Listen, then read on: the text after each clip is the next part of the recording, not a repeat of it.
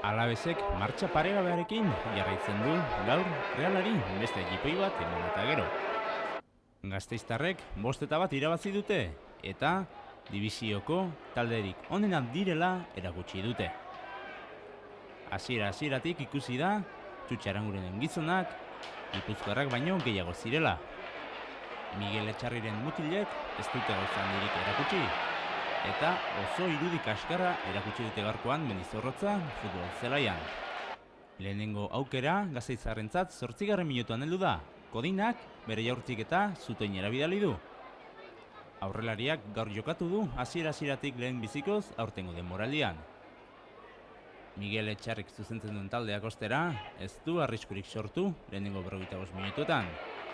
Aukerarik garbiena Joseba Etxeberriak internazionalak izan du, baina bere jaurtik eta oso gora joan da.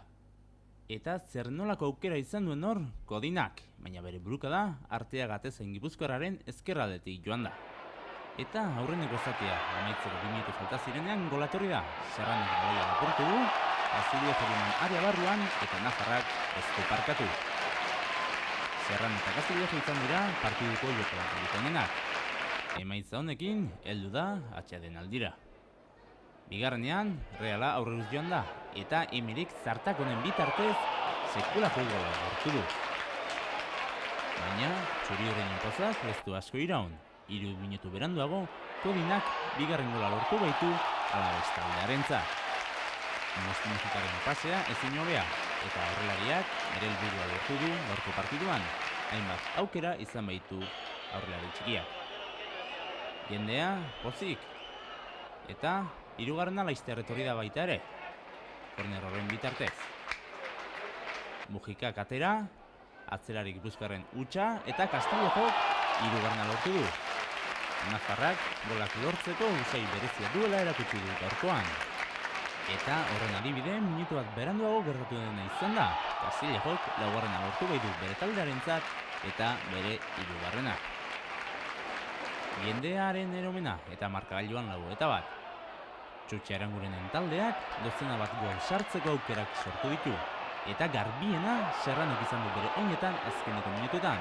Erdilariak Kastillejori eman beharren baloia berak egin du dena eta bere jaurtik eta gara joan da. Eta irudiotan beste aukera paregabeak Kodinak utz egin duena. Eta nola ez, Erdilak eta Serranorenak. Jokaldi horretan bikain ibili da Arteaga Atezaina, bere taldeko jokalaririk onena izan baita.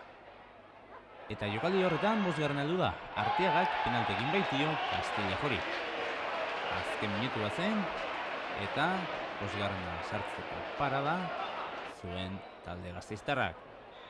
Eta Santi Kastillejok ez du huts egin. Eta zer nolako marka ezarri duen aurrelari nafarrak. 5-tik 4 gol lortu baititu.